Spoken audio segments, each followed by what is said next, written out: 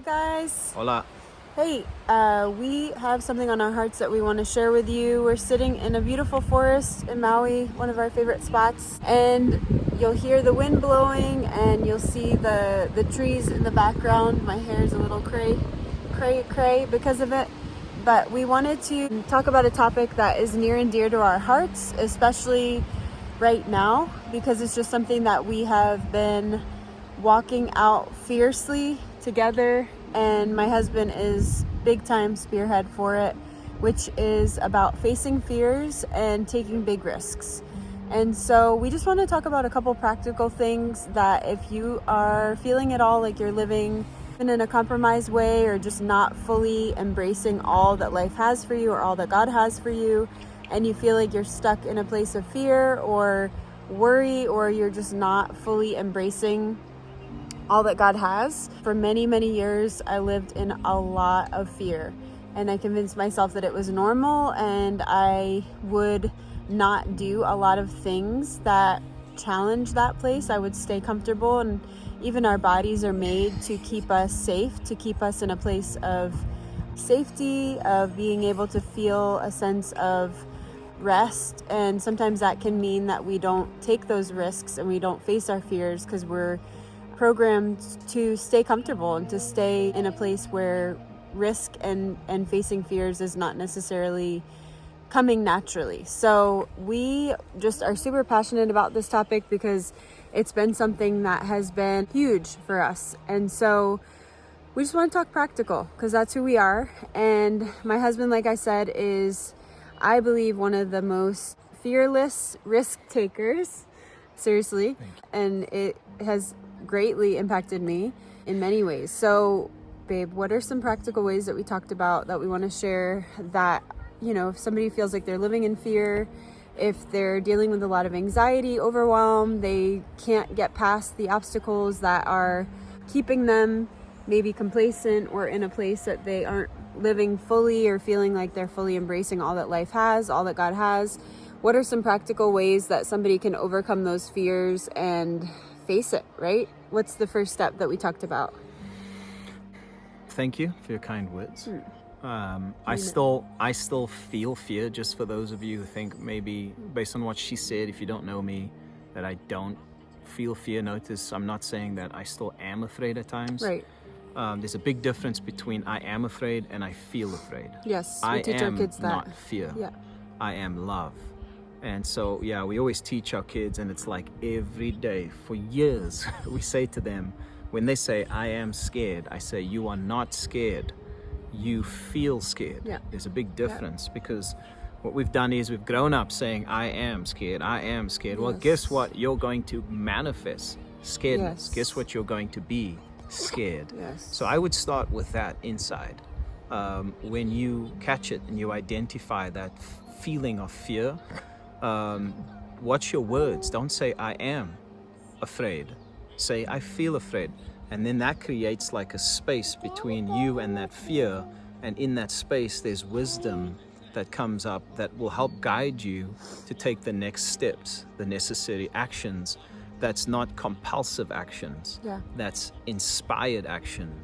Action that cultivates rest and not restlessness.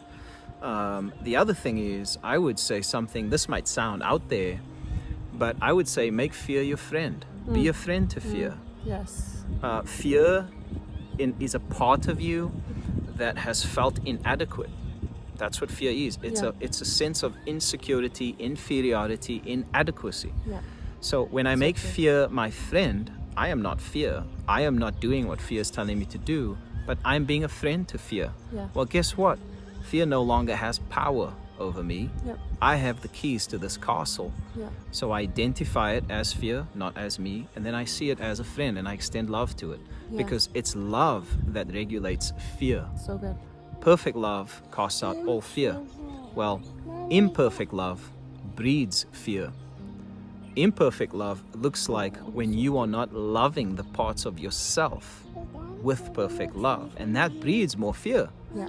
So I still feel afraid.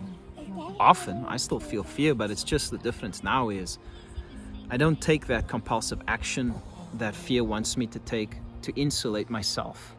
from not having to feel those feelings. Good. So does that make sense? Yeah. What it's about really you? good. What are some things that you... I think just not being surprised by it, not like making it something bigger than it is, like just being gentle with myself when I feel afraid. And sometimes I just make light of it. Like I used to be really afraid of flying, and that will come up for me every single time I fly. But I've just become very aware of how it used to stop me and hold me back, fear. And now I'm almost like, I have the inner like fight and tenacity in me that's like, nope, I'm not gonna let that thing stop me anymore, because it did for way too long, you know? And so knowing that it's there, not making it bigger than it is, but also being willing to do it afraid. Like there's been a lot that we've both done in business that we have, I think religion tells you don't do it until you're perfect. And I think when you truly get to a point when you are, you know, okay with doing it imperfectly, in, you know, in a good way, in a legitimate way, we're never gonna know it all. And most experts only know 40% more than the average person, right? So it's like coming to a place where you're okay doing it, not being fully like perfect in it, or just stepping out when you know there's like a prompt to do something. Playing soccer for me was a big one. You know, I've gotten back into soccer after a lot of years. She's doing, you know? so good. Oh gosh, we're not going to talk about that part. No, but you're doing good. just, you know, not letting fear hold us back. Like that's a big one for us. We, you know, doing this moving across the US, selling everything, mostly everything, you know, changing locations, community. That was very, very scary. And so we just knew we had to do it though. We knew in our gut, like in our hearts, we had to do this, and we've done it afraid, a lot of it, and it's paying off, you know, and there's an inner confidence that builds once you do step into something, even if you're doing it afraid. So yeah, we want to just encourage you, if there's fear in your life, if there's, you know, things that you feel like you want to step into that you haven't yet. Maybe it's social media world, maybe it's business world, maybe it's a relationship and it's a commitment that feels scary.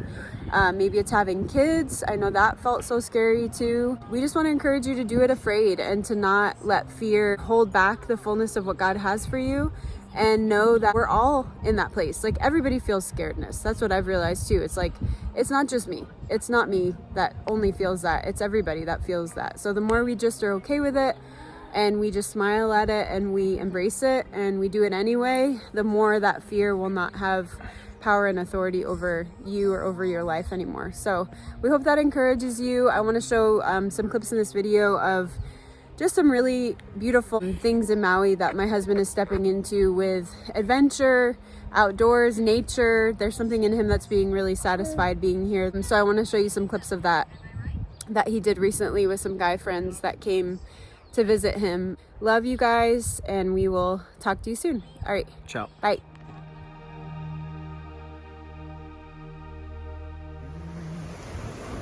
What are you with my soul?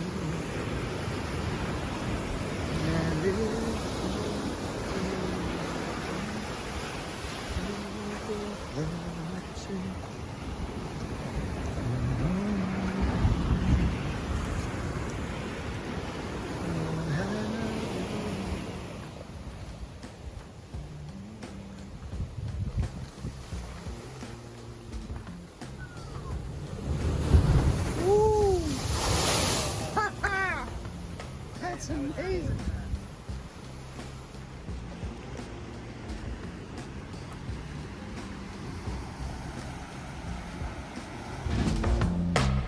Like that.